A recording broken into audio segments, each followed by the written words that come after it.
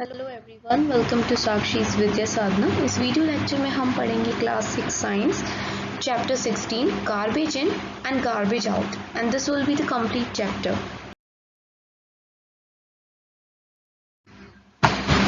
सो chapter 16 के अंदर हम गार्बेज के बारे में पढ़ने वाले हैं। गार्बेज आप समझते होंगे, जो भी आपके घर से कचरा वगैरह निकलता है वो कहाँ जाता है, उसके साथ क्या होता है और हम उसके साथ क्या क्या कर सकते हैं सो दैट हमारा जो ये अर्थ है ये सेफ रह सके, ये हम इस चैप्टर में पढ़ने वाले हैं। We throw out so much rubbish or garbage every day from our homes, schools, shops and offices. The grains, pulses, biscuits, milk or purchased in shops are packed in plastic bags or tins. देखो, हम बहुत सारा जो कचरा होता है या garbage होता है ना, फालतू के आइटम्स डेली अपने घर से, स्कूल से, दुकानों से, ऑफिस से बाहर फेंक देते हैं। हम जो भी शॉप से, दुकान से चीज़ें खरीद के लाते हैं, जैसे अनाज लेके आए, ग्रेन्स लेके आए, दाल, बिस्किट, मैगी लेके आ जाओ, ऑयल या जो भी चीज़ें लेके आते हैं वो प्लास्टिक बैग या टिन के पैकेट्स में हमको पैक्ड मिलता है। All these wrapping material go out as garbage. और ये सारा ही जो पॉलीथीन वाला आइटम होता है या पैकिंग मटेरियल होता है, ये सब कचड़े के डिब्बे में जाता है ना। We sometime buy things that are really use and often throw into the garbage. और कई बार हम ऐसी चीज़ें खरीद के लाते हैं जो बहुत ही कम इस्तेमाल होती हैं और अल्टीमेटली वो कहाँ चली जाती हैं? गार्बेज के अंदर। We generate so much garbage in our day to day activities. We often throw groundnut shells on public places, in buses और trains after eating the nuts. हम पूरे दिन में कितना ज़्यादा गार्बेज है जो कि जमा करते हैं अपनी डे टू डे एक्टिविटीज़ से, है ना। हर टाइम आप खुद को ही नोटिस करना, आप कितना कचरा करते हो पूरे दिन में। और तो और बहुत लोगों की आदत होती है बस में, ट्रेन में ग्राउंड नट्स यानी मूंगफली खाने की और उसके छिलके वहीं फेंक देने की, है ना। We throw away the tickets when we get off a bus. जब भी हम बस या ट्रेन से उतरते हैं तो उसकी टिकट को वहीं पर फेंक देते हैं। अच्छी खासी बेइज्जती टिकट की। A child might go on sharpening pencil just for fun. If we make mistakes or spill ink on our notebook, we tear off the sheet and throw it away. आपको बहुत मज़ा आता होगा ना अपनी पेंसिल को sharp करने में। उस कचड़े का क्या करते हो? इधर उधर फैला देते हो, फिर मम्मी डांटती है, टीचर डांटती है। वो कचड़ा कहाँ जाता है अल्टीमेटली? ये सब हम देख रहे हैं। कई बार इंक गिर जाती है आपके पेपर पे या नोटबुक पे, तो हम क्या करते हैं? उस पेपर को ही पूरा फाड़ देते हैं और फिर इधर उधर फेंक देते हैं।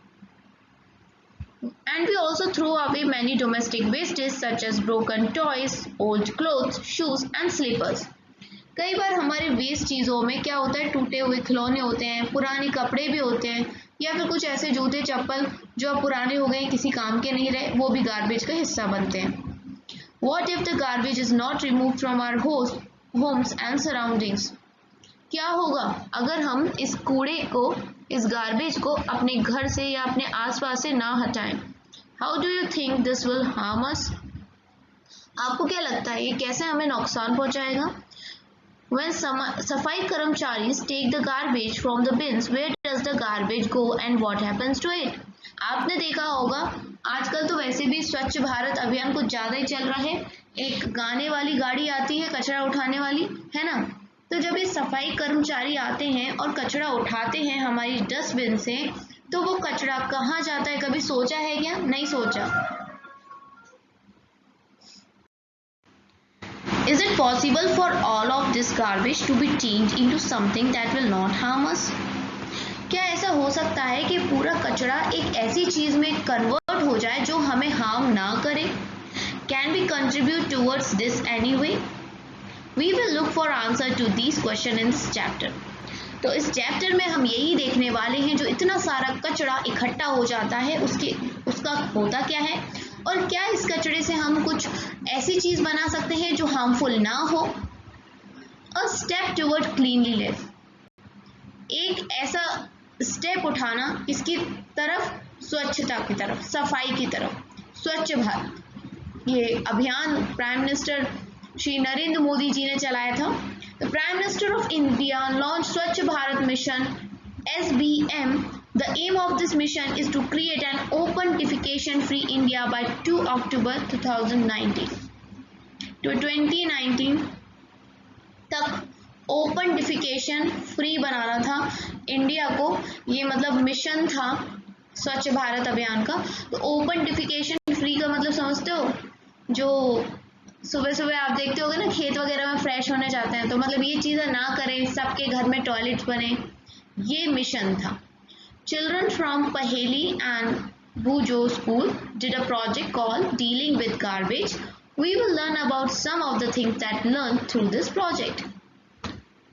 तो जो पहेली और बूझो है ना, जो आपको पूरे साल आप लोगों के साथ बात करते रहे हैं, और ये आपके 16 चैप्टर के लास्ट में भी पहेली और बूझो को एक उनके फ्रेंड्स के साथ एक प्रोजेक्ट दे दिया है, डीलिंग विद गार्बेज। गार्बेज यानी कचड़े के साथ डील करना। और ये प्रोजेक्ट करते वक्त इन्होंने क्या क्या सीखा वो हम इस चैप्टर में हमें भी सीखने मिलेगा। ठीक है। 16.1 डीलिंग विद गार्बेज। सफाई कर्मचारीज collect the garbage in trucks and take it to a low-lying open area called a landfill.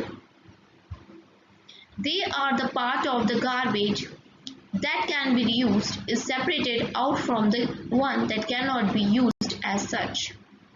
जो सफाई कर्मचारी होते हैं ये लोग क्या करते हैं, आपके घरों से या जहाँ से भी कूड़ा वगैरह जमा करके एक ऐसे लो लाइन एरिया में ले जाते हैं, मतलब थोड़ा सा नॉर्मल ज़मीन से धंसा हुए एरिया होता है, एक खुला मैदान टाइप का, वहाँ लेके जाते हैं जिसको हम लैंडफिल कहते हैं।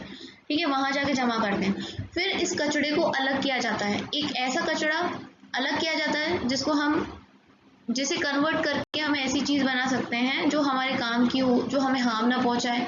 और एक कचड़ा वो होता है जो किसी काम का नहीं है, जो हमें हार्म पहुँचाएगा। तो इनको सेपरेट किया जाता है पहले तो। Thus the garbage has both useful and non-useful components. तो गार्बेज के अंदर हम क्या पता लगाया कि गार्बेज के अंदर दोनों प्रकार की चीज़ें होती हैं, वो जो यूज़फुल होती हैं और कुछ वो जो यूज़फुल नहीं होती हैं। जो यूज़फुल नहीं होती हैं उनको हम अलग कर देते हैं। It is then spread over the landfill and then covered with a layer of soil. अलग करने के बाद जो एरिया होता है ना लैंडफिल वाला, वहाँ पर जाके इनको फैला देते हैं और फिर उसे सॉइल की एक लेयर से कवर कर देते हैं। Once the landfill is completely full, it is usually covered into a park or a playground, converted into a park or a playground. जब लैंड जो फिल होता है, लैंड फिल समझ रहे हो, जमीन को फिल करना, लैंड फिल है ना। जब ये काम पूरी तरीके से कंप्लीट हो जाता है तो उस जगह को पार्क या फिर प्ले ग्राउंड में कन्वर्ट कर देते हैं। For the next 20 years or so, no building is constructed on it. और लगभग 20 साल तक उसके ऊपर कोई भी बिल्डिंग नहीं बनाई जाती। To deal with some of the usual components of garbage, compost making areas are developed near the landfills. What is compost? Let us learn about it from the following activity. और दूसरी ओर जो component कचड़े के वो component जो हमारे लिए उपयोगी होते हैं यानी यूजफुल होते हैं, जिनसे हम कुछ और काम कर सकते हैं, उनके लिए एक सेपरेट एरिया बनाया जाता है लैंडफिल के पास। ठीक है, वहाँ पर कंपोस्ट बनाया जाता है। कंपोस्ट क्या होता है नहीं जानते ना, अब इस एक्टिविटी से हम ये जानेंगे कंपोस्ट क्या होता है। Paheli did wonder as to what could be useful garbage. Why was it thrown away in the first place? Is there some garbage that is not actually a garbage? तो पहेली क्या सोच रही है कि वो क्या चीज़ होगी जो कचड़े के अंदर यूजफुल हो सकती है, और अगर वो इतनी यूजफुल थी तो हमने उसे कचड़े के अंदर क्यों फेंका। और गार्बेज कोई ऐसा कचड़ा होता है जो कचड़ा ही ना हो। इस तरह के क्वेश्चन उसके दिमाग में आ रहे थे, जिनका आंसर जब हमें पूरा चैप्टर कंप्लीट कर लेंगे ना आपको खुद ही मिल जाएंगे। Activity 1 collect the garbage. ये जो एक्टिविटी हम कर रहे हैं ना, इससे हमें कंपोस्ट के बारे में पता चल जाएगा। Activity 1 collect the garbage from your house before it is thrown into the dustbin. Separate it into 2 groups so that they have. आपको अपने घर के डस्टबिन से कचरा उठाना है और उसको 2 ग्रुप में बांटना है। ग्रुप 1 के अंदर क्या करोगे, उस गार्बेज को डालोगे जो आपके किचन से निकला है, जैसे कि फ्रूट और वेजिटेबल के छिलके।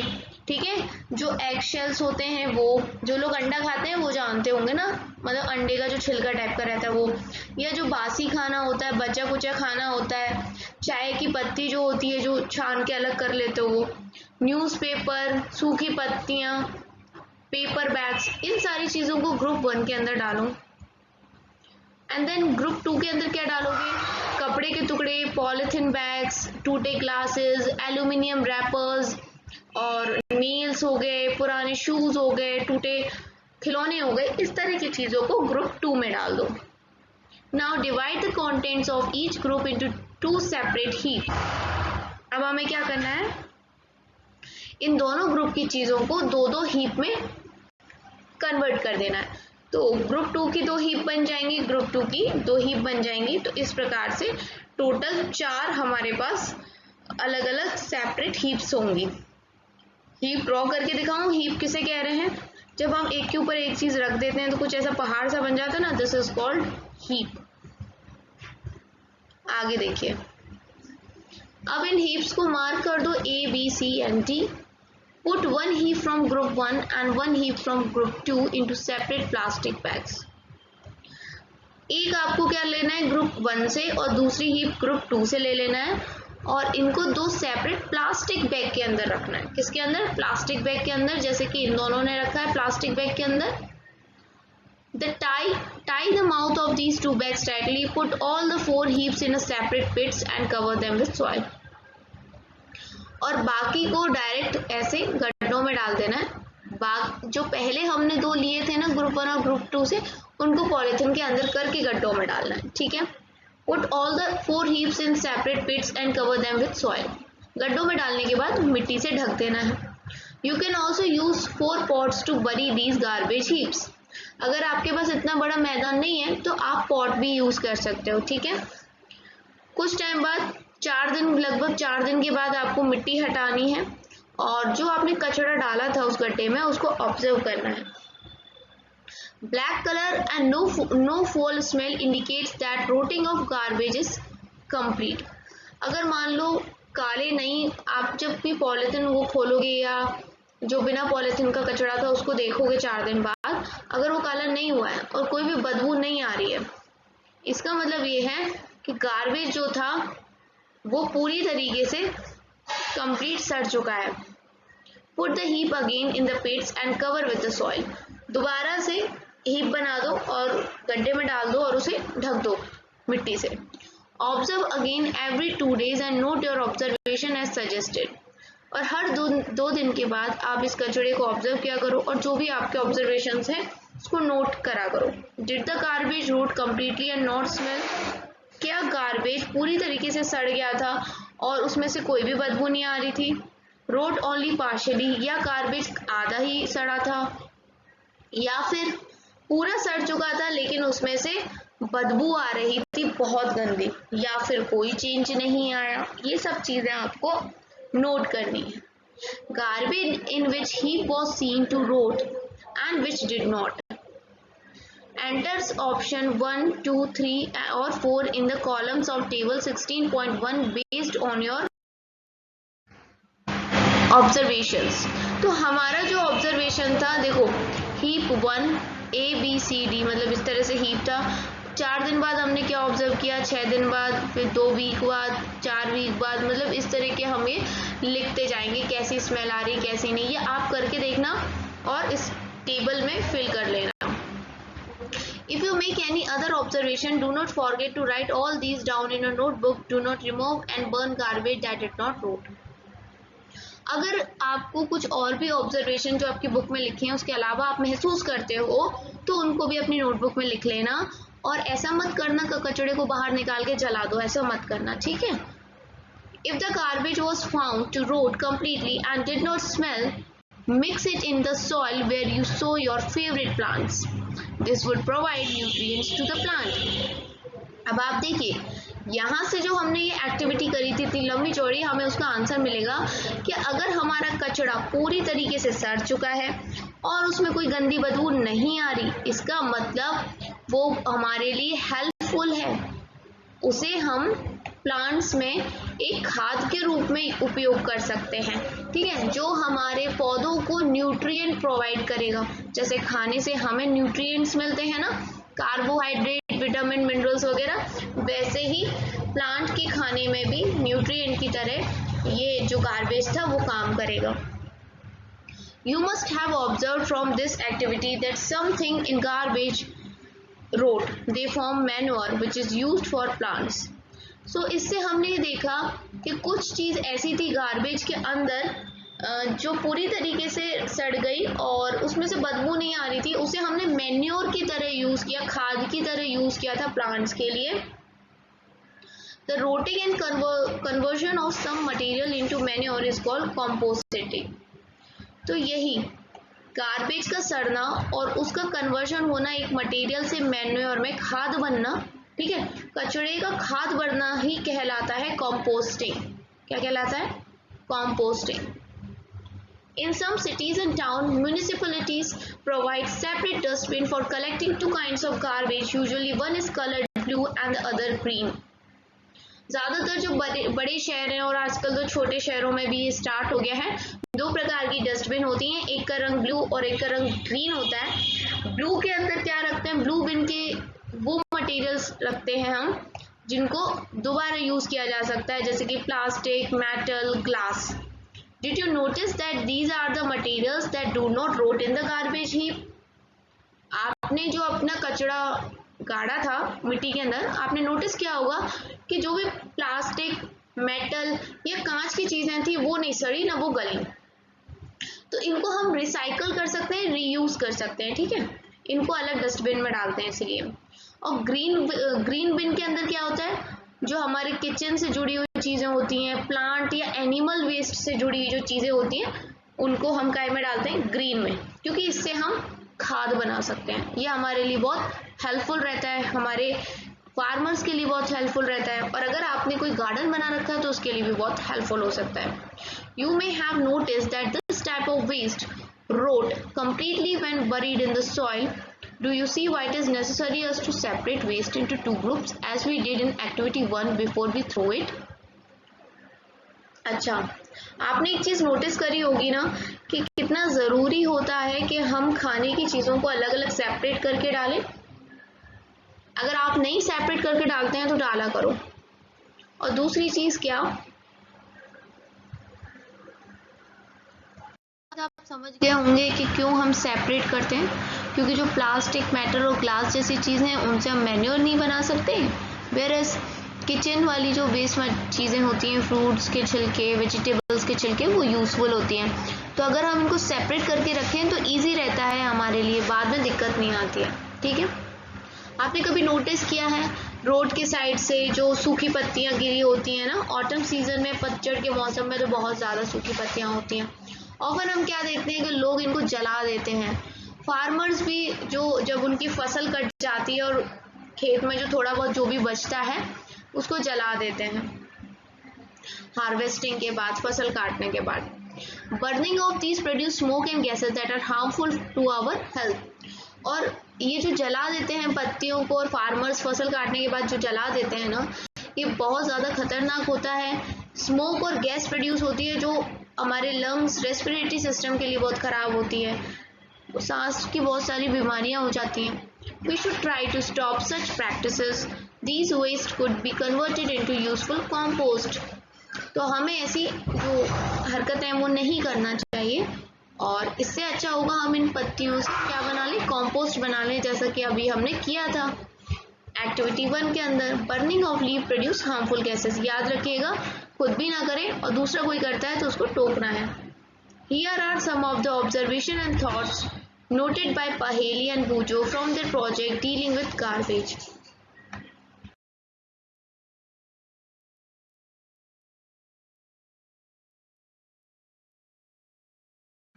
तो पीछे वाले पेज में बूजो ने पता है क्या बोला कि लीव्स को मत जलाओ क्योंकि उनके अंदर से जो फ्यूम निकलेगा उसे तुम झेल नहीं पाओगे. बिल्कुल सही बात लिखी है, बूजो के लिए तालियां.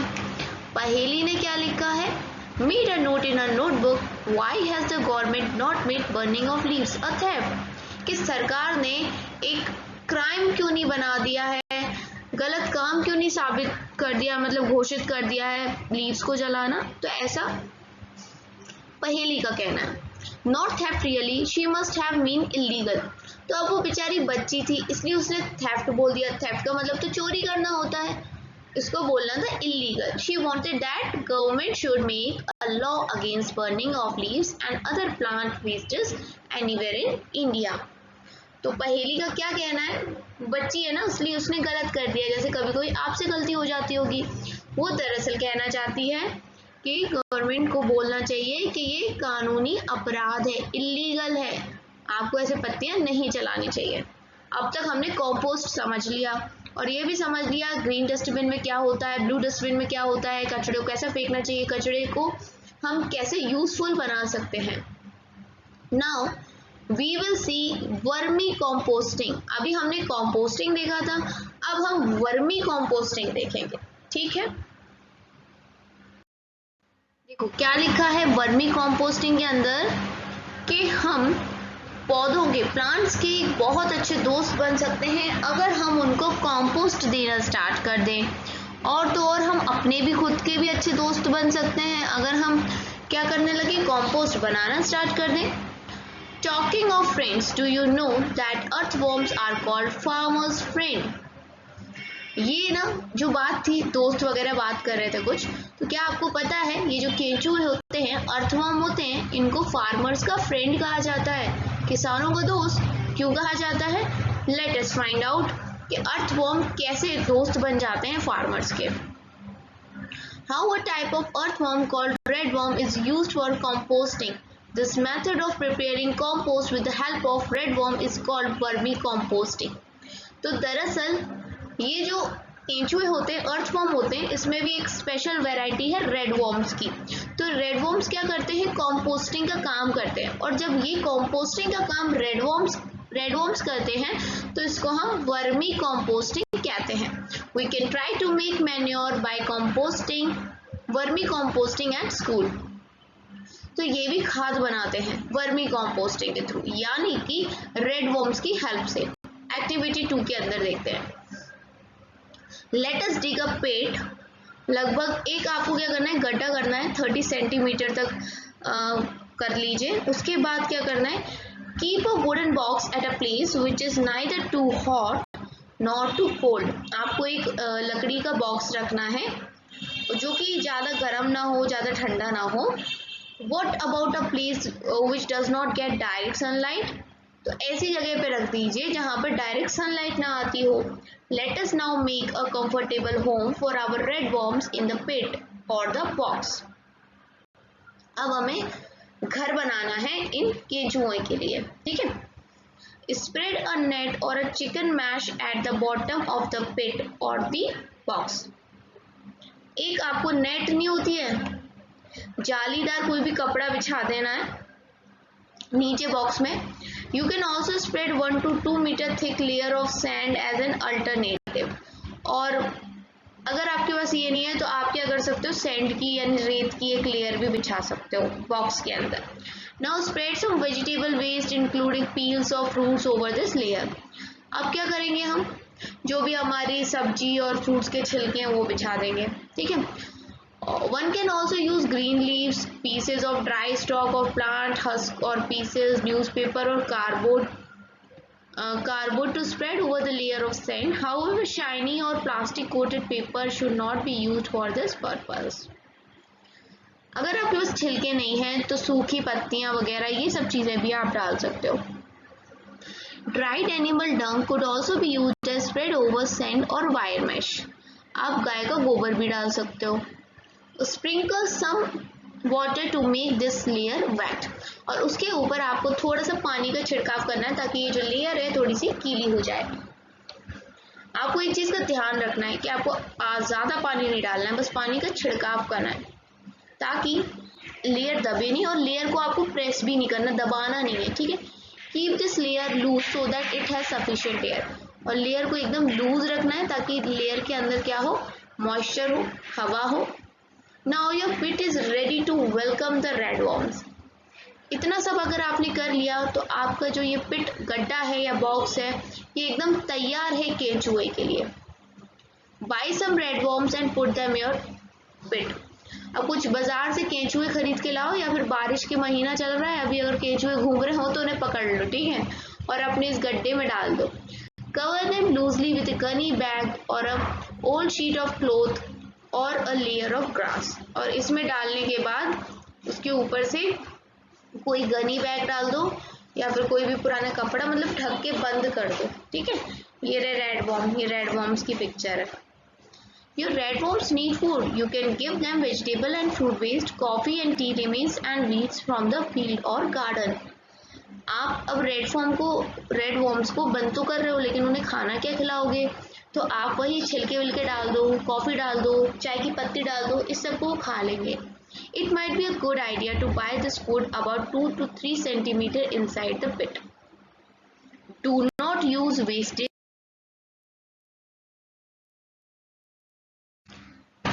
that may contain salt, pickle, oil, vinegar, meat, milk preparation as food for your red worms.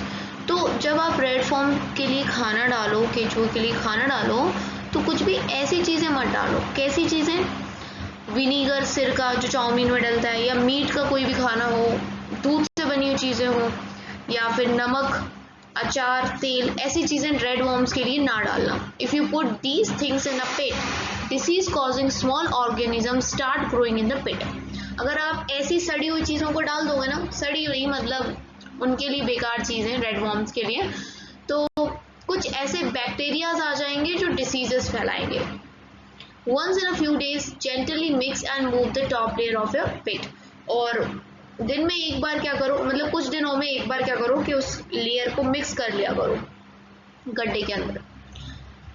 Red worm जो होते हैं उनके दांत तो होते नहीं है, उनके पास एक स्ट्रक्चर होता है जिसको गिजार्ड कहते हैं, जो उनको हेल्प करता है खाने को ग्राइंड करने में, मतलब छोटा छोटा करने में। जैसे आप मिक्सी में किसी भी चीज़ को पीस लेते हो ना, वैसे खाने को पीसने के लिए उनके शरीर में एक स्ट्रक्चर होता है गिजार्ड, वो हेल्प करता है। टीथ नहीं होते हैं रेड वर्म्स के। पाउडर्ड एग शेल्स और sea shells could be mixed with the wastage. हाँ, आप एक काम कर सकते हो कि अब वो एग के जो शेल्स होते हैं ना, उनको चूरा चूरा करके डाल दो, क्योंकि उनके दांत नहीं होते हैं। This would help red worms in grinding their food. A red worm can eat food equal to its own weight in a day. क्या आपको पता है एक केचुआ कितना खा सकता है? अपने शरीर के वजन के बराबर का खाना खा सकता है एक दिन के अंदर। Red worms do not survive in very hot or very cold surrounding. They also need moisture around them. If you take good care of your worms, in a month's time their number will be double. Red worms के साथ एक और बड़ी मुसीबत है, वो ना ज़्यादा गर्म में रह सकते ना ज़्यादा ठंडे में, और तो और उनको साथ के साथ मॉइस्चर भी चाहिए, मतलब थोड़ा पानी पानी जैसा हल्का हल्का इन्वायरमेंट चाहिए। आप अगर अपने इन केचुओं की देखभाल अच्छे से करोगे ना, तो एक महीने के अंदर में ही ये डबल हो जाएंगे, 10 के 20 और 20 के 40, 40 के 80 हो जाएंगे। Observe the contents of the pit carefully after 3 to 4 weeks.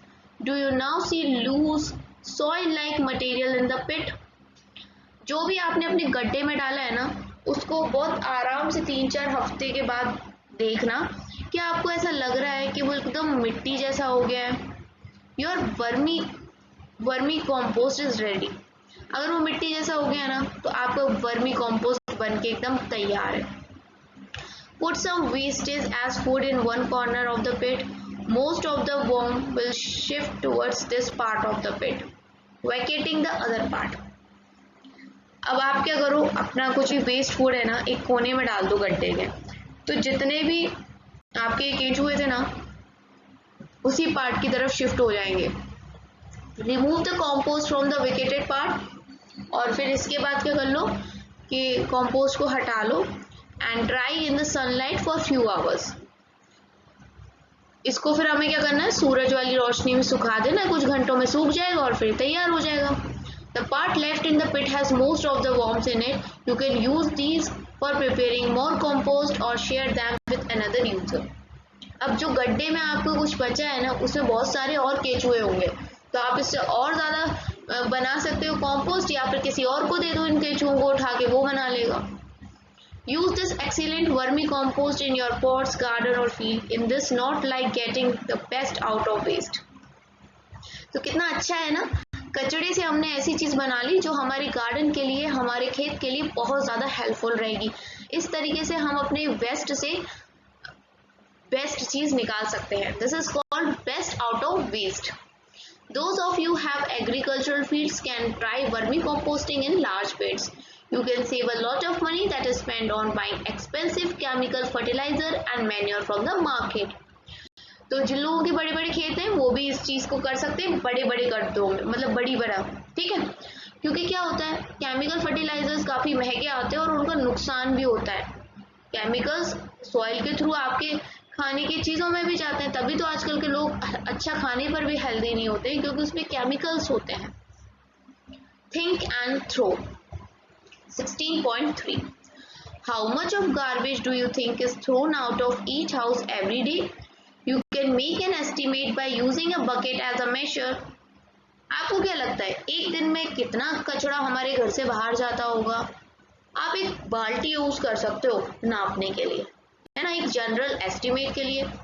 Use a 5 to 10 liter bucket to collect garbage from your home for a few days. In how many days does the bucket become full?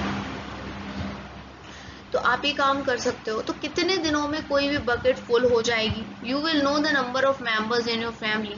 If you find out the population of your city और town, you can now estimate the number of buckets of garbage they may be generated in a day in your city और town. मतलब अगर आपको अपना पता पड़ जाए कि आपके घर से एक दिन में कितना कचरा निकल रहा है, अगर आपके घर में मान लो 4 लोग हैं और 4 लोगों की फैमिली में अगर आप एक बाल्टी कचरा निकाल रहे हो, तो आप ये एस्टिमेट कर सकते हो कि जिसके घर में 8 लोग होंगे उसके यहाँ 2 बाल्टी कचरा निकलेगा। तो इसके हिसाब से सोचो पूरे सिटी में कितनी फैमिलीज होंगे, कितना कचरा निकलता होगा, है ना, वो भी एक ही दिन में। We are generating mountains of garbage every day, isn't it? एक दिन में हम पहाड़ बना देते हैं कचड़े का, है कि नहीं? Let us read a story about a village where there is a less garbage and more wisdom. तो अब हम एक कहानी पढ़ने वाले हैं एक गांव की जहां बहुत ज्यादा लोग होशियार लोग हैं। मतलब Nanu studies in class 6. He is very fond of making paper planes. His mother is very annoyed when he tears off sheet from notebooks to make aeroplanes, but Nanu does not care. तो यहाँ पर कहानी है एक लड़के की या लड़की है, पता नहीं, नाम से समझ में नहीं आ रहा, नानू क्लास 6 की। तो इसको ना एरोप्लेन बनाने में बहुत मजा आता है पेपर का। बार बार अपनी कॉपी का पेपर फाड़ता है या फाड़ती है और उसे प्लेन बनाती है। उसकी मम्मी बहुत चिढ़ती है इस चीज से, बट नानू को कोई फर्क नहीं पड़ता, बच्चे आजकल के जिद्दी हैं ना। Once Nanu went to his aunt's village along with his mother, he was amazed. अच्छा चलो, ही लिखा है, समझ में आ गया ये कौन है, ऊपर भी हिज लिखा था, लड़का है। ही was amazed at the variety of things his cousin Shyam has made. तो एक बार क्या होता है, नानू अपनी मम्मी के साथ उसकी आंटी के गांव जाता है और वो बहुत चौंक जाता है अपने कजन श्याम को देख के कि उसने कितनी वैरायटी की चीजें बनाई होती हैं। Files from old charts, greeting cards decorated with flowers, made from pencil shavings, mats from old clothes, baskets from used old polythene bags. ये कुछ चीजें थी। बताऊं क्या क्या थी? ये तो इसमें लिखा था, हिंदी में बताती हूँ। देखो, पुराने चार्ट से उसने फाइल्स बनाई थी और क्या बनाया था उसने, ग्रीटिंग कार्ड्स भी बनाए थे पेंसिल की शेविंग से, जो हम पेंसिल शेव करते हैं ना, उससे उसने ग्रीटिंग कार्ड्स को डेकोरेट किया था। और तो और उसने जो पुराने कपड़े थे उससे चटाई बनाई थी, बास्केट बनाई थी, पता है किससे? पॉलिथीन बैग से। तो ऐसी ऐसी चीजें की थी उसने। Nanu, like Shyam, had even made a diary from invitation card. और तो और श्याम ने एक डायरी भी बनाई थी इनविटेशन कार्ड से। One morning, Nanu went looking for his grandmother Nani. He saw that she was applying a thick paste on a basket. एक सुबह की बात है, क्या होता है, नानू देखता है कि उसकी जो नानी है वो एक कोई पेस्ट लगा रही है बास्केट के ऊपर। तो नानू ने पूछा, नानी आप क्या कर रही हो और ये पेस्ट क्या है? This is paper machine, a paste made of clay and paper in which I have also mix some rice husk. नानी ने क्या बताया कि ये एक पेस्ट है जो कि मिट्टी पेपर से बना हुआ है, इसके अंदर मैंने थोड़ा सा राइस का जो भूसा टाइप का होता है वो भी मिलाया है। But why are you putting it on the basket? Nanu ने पूछा, बास्केट पे क्यों लगा रही हो उसे? नानी ने बोला ताकि बास्केट को मजबूत बना दूं। And added, would you like to learn this from me? क्या तुम भी मेरे से ये सीखना चाहते हो? किसने बोला? नानी ने बोला नानू से। Nanu was not very keen and ran outside to play. लेकिन नानू को तो खेलने में मजा आता था, उसने ध्यान नहीं दिया और उसको खेलने का शौक था, वो भाग गया बाहर। वो सिर्फ किस में इंटरेस्टेड था? पेपर फाड़ो और प्लेन बनाओ, पेपर फाड़ो और प्लेन बनाओ। In fact he also started tearing a paper from Shyam's file. और तो और उसने अपने भाई श्याम की फाइल्स में से भी पेपर फाड़ना स्टार्ट कर दिया। Shyam collected all the pieces of paper Nanu had used, wondering what to do about him. He just did not listen to anyone. अब श्याम ने क्या किया कि जो भी पेपर वेस्ट किया था नानू ने इधर उधर एरोप्लेन बना के फेंके थे, उन पेपर्स को कलेक्ट किया और वो ये सोच रहा था कि इस लड़के का क्या करें, ये किसी की बात नहीं सुनता। अब कुछ दिन बाद क्या हुआ, नानू का बर्थडे आया तो श्याम ने क्या किया, उसने प्लान किया कि हम नानू के फ्रेंड्स को बुलाते हैं। Nanu took out money from his mud pot and went to the market. Nanu ने क्या करा, पैसे निकाले और मार्केट गया। He bought some paper hats for his friends. He asked the shopkeeper for a polythene bag to keep the heads, who gave him a paper bag instead of a polythene. तो नानू बाजार गया तो वो जो टोपी नहीं होती है ऐसी समोसा टाइप रेक्टेंगल ट्राइंगल जैसी, वो कैप लेके आए। इस टाइप की कैप लगाते थे ना बचपन में जब बर्थडे होता था, तो इस तरह की कैप लेके आया, पेपर की बनी हुई। और क्या, इन पेपर की कैप्स को रखने के लिए वो एक पॉलिथीन बैग मांग रहा था, तो शॉपकीपर ने उसको पेपर का बैग दे दिया। नानू और क्या क्या लाया था, बिस्किट्स लाया था और टॉफीज लाया था।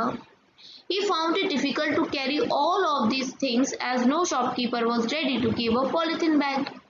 लेकिन उसको बड़ी दिक्कत आ रही थी क्योंकि कोई ने भी उसको पॉलिथीन बैग दिया नहीं था। Shyam had told him to carry a cloth bag with him and he was sorry he did not listen to him. घर से निकलते वक्त श्याम ने क्या बोला था कि बैग लेते जाओ कपड़े का बना, लेकिन उस टाइम पे नानू ने उसकी बात नहीं सुनी और अब पछता रहा था क्योंकि सामान हाथ में पकड़ के लाना पड़ रहा था। Somehow he managed to reach home with all his purchase. लेकिन जैसे तैसे करके नानू घर तो पहुंच गया। Nanu's friend enjoyed the feast on his birthday and played many games. अब नानू का बर्थडे था, सबने मजा किया और जमकर खेला भी। All his friends wore the shiny paper hats Nanu had bought. उसके सारे दोस्तों ने वो वाली हैट पहन रखी थी जो नानू खरीद के लाया था। Shyam had made beautiful paper mask for Nanu's friend.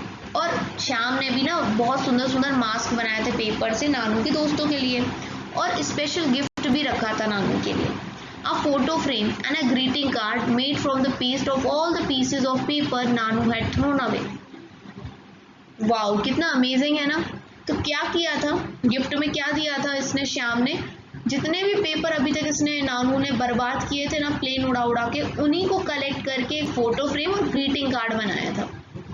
It was a new experience for Nanu, एक नया एक्सपीरियंस था। All his friends went away, सारे उसके दोस्त चले गए पार्टी वार्टी करके, और नानू भी अपना खाना पीना खा लिया उसने और बहुत ज़्यादा एक्साइटेड था। बच्चे होते ही बर्थडे के टाइम पे गिफ्ट्स जो खोलने रहते हैं, तो वो भी एक्साइटेड था गिफ्ट्स को खोलने के लिए। नानू अपने घर आया।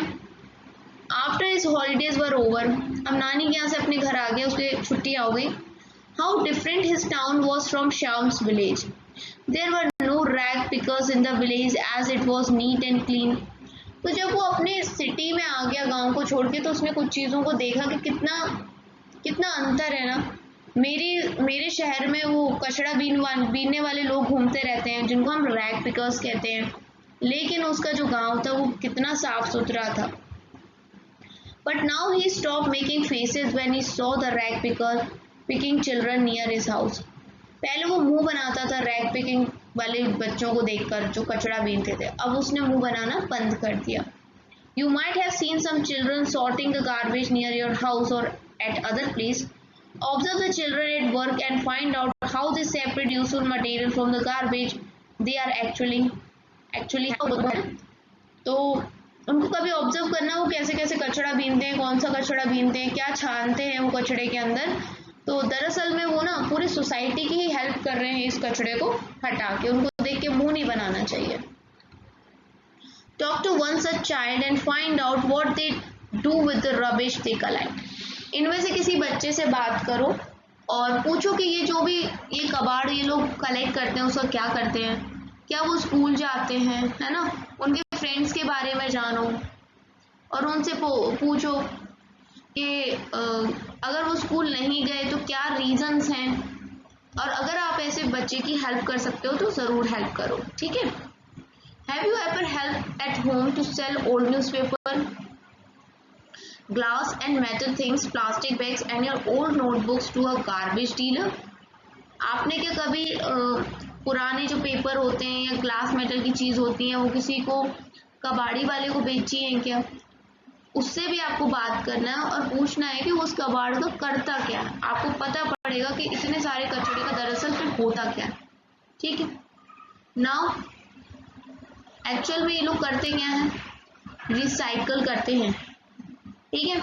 रिसाइकल क्या होता है हम पढ़ेंगे रिसाइकलिंग ऑफ पेपर के अंदर। जो हम रद्दी दे देते हैं ना बुक्स कॉपीज की न्यूज़पेपर की, उसके साथ जो होता है वो अब हम यहाँ पढ़ने वाले हैं रिसाइकलिंग ऑफ पेपर के अंदर। अब इसके अंदर आपको क्या क्या चाहिए होगा, कुछ आपको पुराने अखबार चाहिए होंगे, मैगजीन चाहिए होंगे, एनवलप्स ले सकते हो, किताबें कुछ भी ले सकते हो जो पेपर हो, है ना। बस आप ऐसी चीज़ें मत लेना जो शाइनिंग हो, इस तरह की मत लेना। और आपको क्या चाहिए होगा, एक frame fitted with a wire mesh और अ नेट। आपको एक फ्रेम चाहिए होगा जो कि जिसके अंदर क्या लगा होगा, नेट लगी होगी, जाली लगी होगी। You can also use a large size sieve in a place of frame. अगर ये फ्रेम नहीं मिलता है ना तो आप एक चलनी या छन्नी जिसको बोलते हो वो भी यूज कर सकते हो। अब पेपर को छोटे छोटे हिस्सों में एकदम फाड़ लो, बहुत छोटे छोटे में, और उनको एक किसी टब में या बकेट में डाल दो। अब उसमें पानी डाल दो। Let the pieces of paper remain submerged in water for a day. Make a thick paste of paper by pounding it. अब क्या करना है हमें कि एक दिन के लिए पेपर को पानी में पड़े रहना है। फिर ये पेपर को हाथ की मदद से या पैरों की मदद से या मशीन की मदद से चला लेना है तो एकदम पेस्ट बन जाएगा। और उसको हमें जो गीला सा पेस्ट है उसको वायर मैश पे बिछा देना है या चलनी पे डाल देना है। Pat it gently to make the thickness of layer of the paste as uniform as possible. और उसको थोड़ा सा ना पैड करना है, मतलब कहीं मोटा कहीं पतला ना हो। Pad till water drains of, और जितना भी पानी है पूरा उससे निकल जाना चाहिए, इतनी देर तक हमें पैड करना चाहिए, तभी तो हमने छलनी ली है। अगर ज़रूरत पड़े तो एक पुराना कपड़ा लो या फिर शीट ले लो न्यूज़पेपर की on the paste to let it soak up the extra water. जैसे कि आप एक्स्ट्रा तेल सुखाते हो ना टिश्यू पेपर पे रख के, वैसे ही आप न्यूज़पेपर या पुराने कपड़े की मदद से इनका पानी सुखा सकते हो एक्स्ट्रा।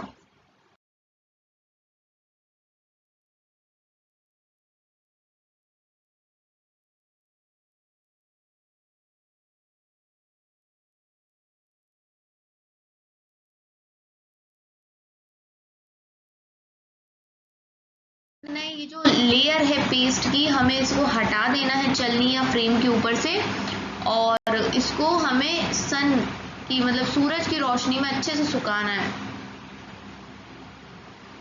और जो कॉर्नर्स हैं उसके ऊपर वेट रख देना, कोई बाहरी चीज़, ताकि ये कैसे रहे, प्रेस्ड रहे। उसके बाद क्या करेंगे हम, you can add food colour, pieces of dry leaves और फ्लावर पेटल्स और pieces of coloured paper in the paste before spreading it. आप एक और काम कर सकते हो, कलर वगैरह, recycle paper with beautiful patterns. अगर आप ये सब चीज़ें डालोगे तो आपके पेपर पे सिंपल पेपर नहीं आएगा, मतलब रिसाइकल्ड पेपर आ जाएगा। तो क्या पेपर की तरह हम हर चीज़ को रिसाइकल कर सकते हैं? हाँ, कर सकते हैं। प्लास्टिक को कर सकते हैं, कांच की चीज़ों को कर सकते हैं। प्लास्टिक एक बहुत बड़ा मुद्दा है ना। तो प्लास्टिक क्या है, प्लास्टिक ने हमारी लाइफ आसान भी कर दी है और कहीं ना कहीं मुश्किल भी बना दी है पॉल्यूशन क्रिएट करके। तो पढ़ेंगे इसको, प्लास्टिक बून और अ कर्स। प्लास्टिक एक वरदान है या श्राप की तरह, ये देखेंगे।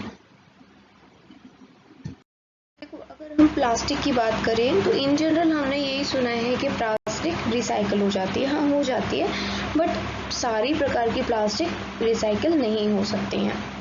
क्या आपने नोटिस किया है पॉलीथीन बैग्स को या दूसरी जो प्लास्टिक की चीज़ें थी एक्टिविटी 1 के अंदर? You might know easily understand why polythene bags create a big problem in garbage disposal. तो इससे आप समझ गए होंगे कि वो इतने दिनों में भी गली नहीं थी, इसलिए जो गार्बेज डिस्पोजल में पॉलीथीन बैग्स ने कितना बड़ा प्रॉब्लम क्रिएट किया, इसीलिए किया है। और ये थोड़ा सा डिफ़िकल्ट होगा अगर हम अपनी लाइफ को इमेज करें बिना प्लास्टिक की चीज़ों के। क्या हम लिस्ट कर सकते हैं कुछ चीज़ों का जो कि प्लास्टिक की बनी होती हैं, जैसे कि हमारे shoes, toys, bag, pen, combs, toothbrush, buckets, bottles, water pipes, ये सब प्लास्टिक की होती हैं, है ना। और ये तो बहुत छोटी लिस्ट है, बहुत लंबी लिस्ट है, क्योंकि आजकल हर एक चीज़ है जो लगभग प्लास्टिक की बनी होती है। हर चीज़ में कहीं ना कहीं प्लास्टिक का यूज़ होता है। और कुछ पार्ट्स भी होते हैं चीज़ों के, जैसे कि बस के अंदर, कार के अंदर, रेडियो, टेलीविज़न, रेफ्रिजरेटर, स्कूटर, इनके अंदर भी प्लास्टिक होता है।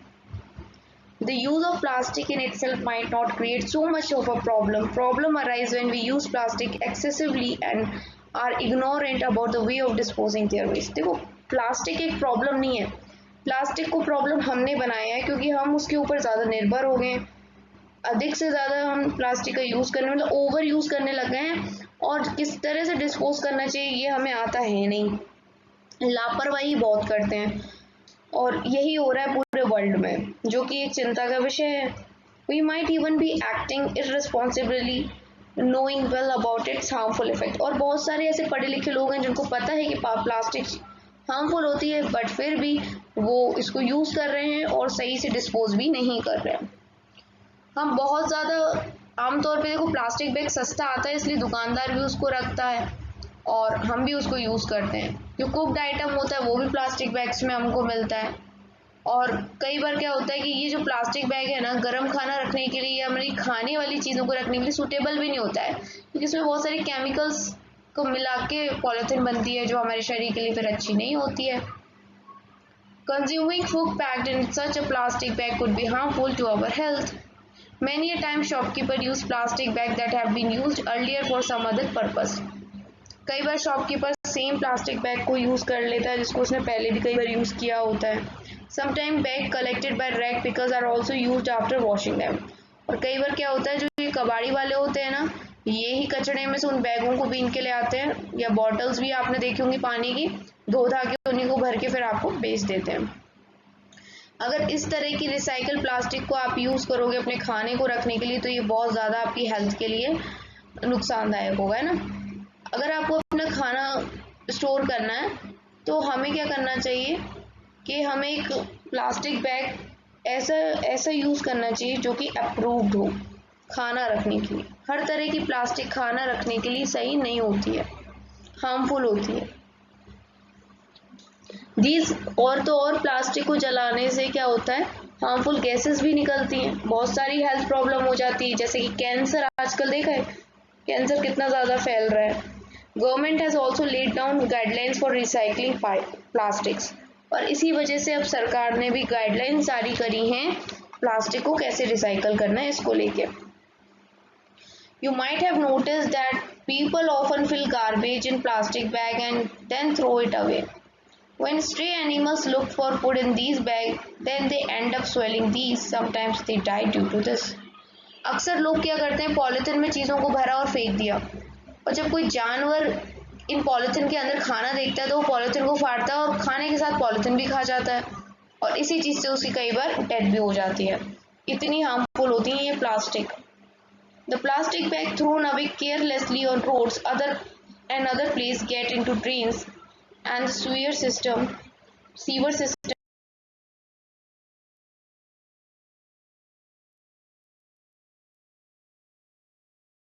Drains get choked and the water spills on the road. तो क्या होता है, जो लोग पॉलीथिन को इधर उधर फेंक देते हैं उससे नालियाँ ब्लॉक हो जाती हैं, पानी भर जाता है, और जब बारिश होती है अच्छी खासी तो फ्लड की सिचुएशन क्रिएट हो जाती है, जिससे बहुत ज़्यादा हार्म होता है। प्लास्टिक से इतना सब कुछ हो सकता है। So what can be do to minimize over use of plastics and deal with garbage? तो क्या कर सकते हैं हम प्लास्टिक के इस यूज़ को लेके कि अच्छे से गार्बेज भी यूटिलाइज हो जाए हमारा और प्लास्टिक से कोई प्रॉब्लम भी ना हो. We make minimum use of plastic bags. We reuse the bags whenever it is possible to do so without any adverse effects. So हम कम यूज़ कर सकते हैं प्लास्टिक बैग्स का, है ना, और इनको रीयूज़ कर सकते हैं. नए नए खरीदने से अच्छा है कि हम इनका रीयूज़ कर दें. और हम शॉपकीपर से भी बोलें कि प्लास्टिक को ना खरीदते हुए पेपर बैग का यूज़ करें. और हमें प्लास्टिक बैग्स के अंदर कोई भी ईटेबल्स नहीं रखने चाहिए क्योंकि हमारी सेहत के लिए अच्छे नहीं होते हैं. प्लास्टिक बैग्स को हमें यूज़ करने के बाद इधर उधर नहीं डालना चाहिए, उनको संभाल के रखना चाहिए ताकि हम उन्हें बार बार यूज़ कर सकें. और प्लास्टिक्स को कभी भी जलाना नहीं चाहिए. प्लास्टिक को कभी कचड़े में नहीं डालना चाहिए. We use vermicomposting at home and deal with our kitchen waste usefully. जैसा कि हमने अभी देखा था ना, वर्मी कॉम्पोस्टिंग में आप इसे कर सकते हो और यूजफुल चीज़ें बना सकते हो अपने गार्डन के लिए. पेपर को भी रिसाइकल कर सकते हैं हम. We use both sides of paper to write. बहुत लोगों को मैंने देखा है पेपर बर्बाद करते हुए. हो सकता है आपके पास बहुत ज़्यादा पैसा हो लेकिन फिर भी पेपर को मत बर्बाद करो. पेपर को बर्बाद करना इज़ इक्वल टू ट्रीज का कटना. समझ रहे हो ना इस बात को? अर्थ को बचाना है कि नहीं? तो पेपर को वेस्ट मत करो. दोनों साइड को यूज़ करा करो पेपर की और ज़्यादा से ज़्यादा उसमें लिख सको ऐसे यूज़ करो. We make our family, friends and others to follow proper practice of disposing different kind of waste. अपनी फैमिली जो भी नेबर्स हैं सबको सिखाओ कि प्रॉपर डिस्पोजिंग कैसी होती है. गीला कचरा अलग, ब्लू और सूखा कचरा अलग, मतलब ब्लू डस्टबिन और ग्रीन डस्टबिन की जो चीज़ें हैं सेपरेट करके रखो. और क्या क्या वेज हो सकते हैं जिसके द्वारा हम ओवर यूज़ ऑफ प्लास्टिक को कम कर सकते हैं, इसको आप मेरे को कमेंट सेक्शन में बताना, ठीक है? The most important point to know and think about is that more garbage we generate, more difficult it will be to get rid of it. Okay? तो कचरा मत फैलाओ, कचरा मत जनरेट करो, ये हमारे लिए हार्मफुल होगा.